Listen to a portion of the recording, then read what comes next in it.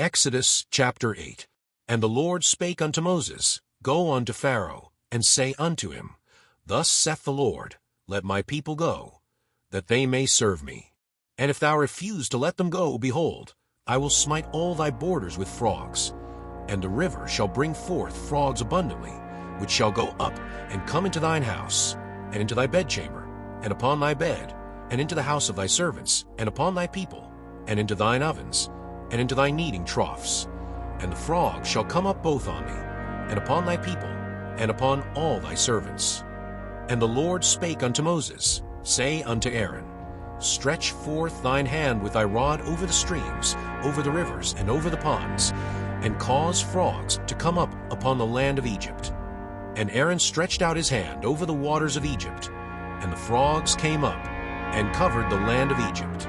And the magicians did so with their enchantments, and brought up frogs upon the land of Egypt. Then Pharaoh called for Moses and Aaron, and said, Entreat the Lord, that he may take away the frogs from me, and from my people, and I will let the people go, that they may do sacrifice unto the Lord. And Moses said unto Pharaoh, Glory over me. When shall I entreat for thee, and for thy servants, and for thy people, to destroy the frogs from thee and thy houses, that they may remain in the river only? And he said, Tomorrow. And he said, Be it according to thy word, that thou mayest know that there is none like unto the Lord our God. And the frogs shall depart from thee, and from thy houses, and from thy servants, and from thy people. They shall remain in the river only. And Moses and Aaron went out from Pharaoh. And Moses cried unto the Lord because of the frogs which he had brought against Pharaoh. And the Lord did according to the word of Moses. And the frogs died out of houses, out of the villages, and out of the fields. And they gathered them together upon heaps. And the land stank. But when Pharaoh saw that there was respite, he hardened his heart, and hearkened not unto them, as the Lord had said. And the Lord said unto Moses, Say unto Aaron, Stretch out thy rod, and smite the dust of the land, that it may become lice throughout all the land of Egypt. And they did so.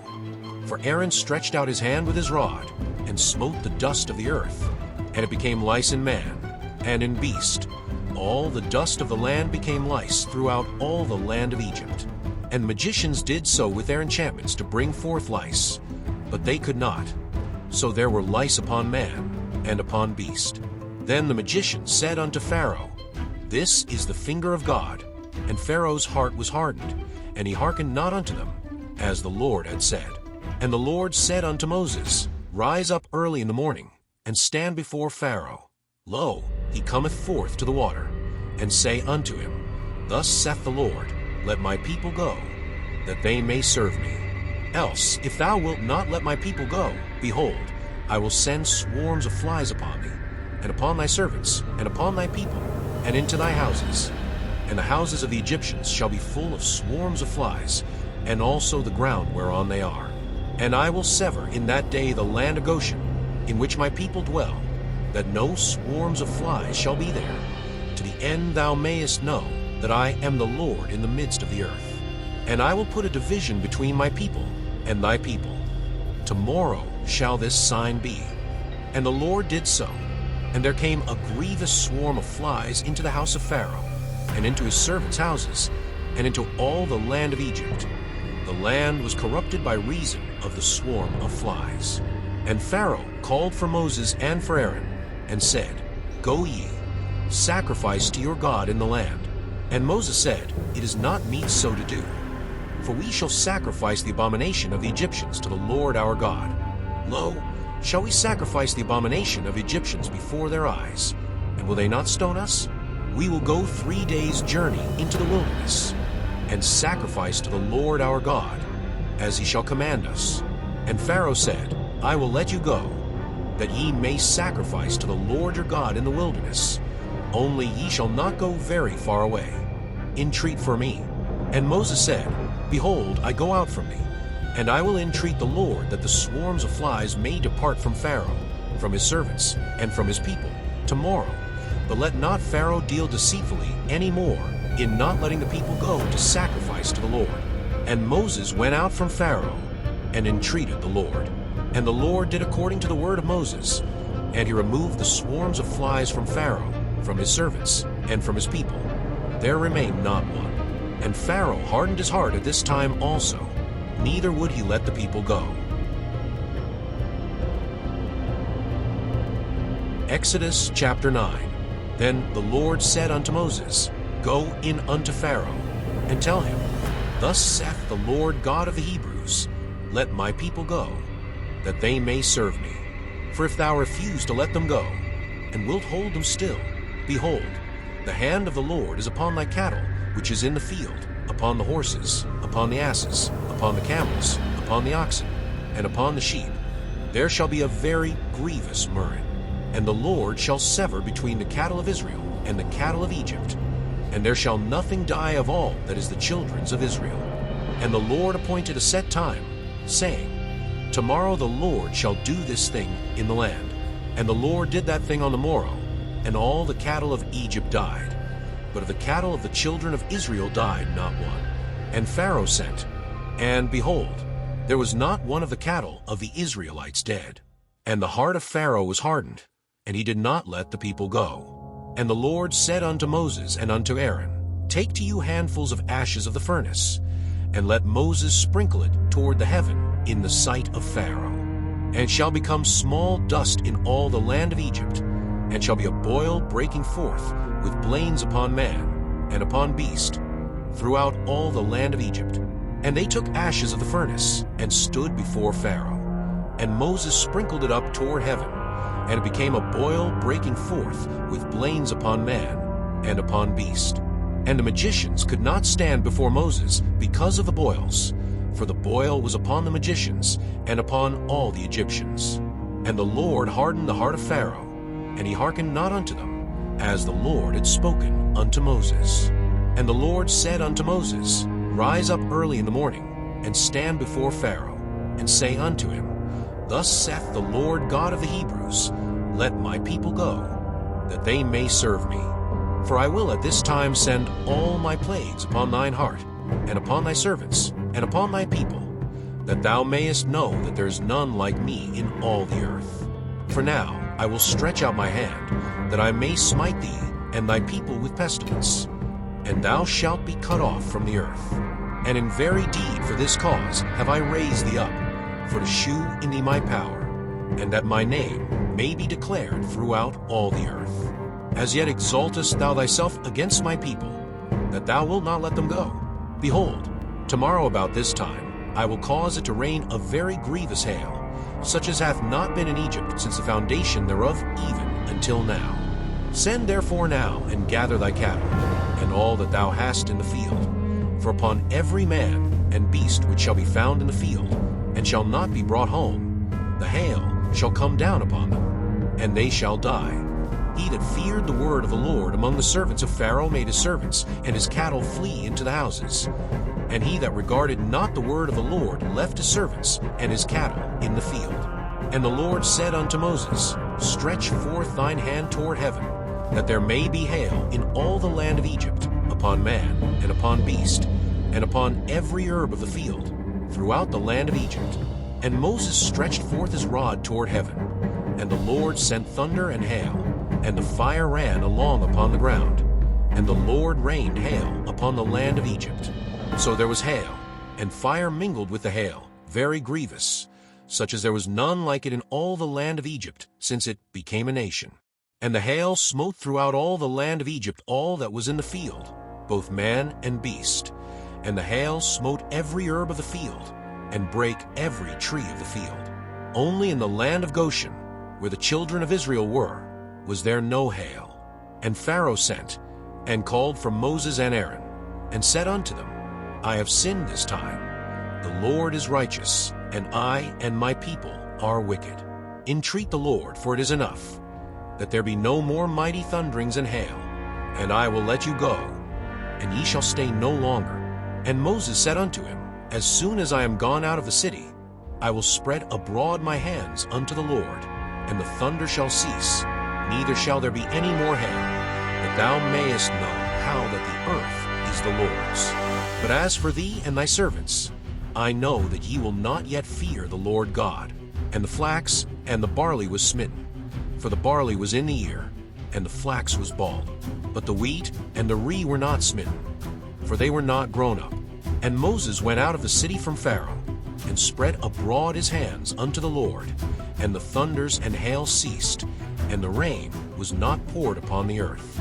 And when Pharaoh saw that the rain and the hail and the thunders were ceased, he sinned yet more, and hardened his heart, he and his servants.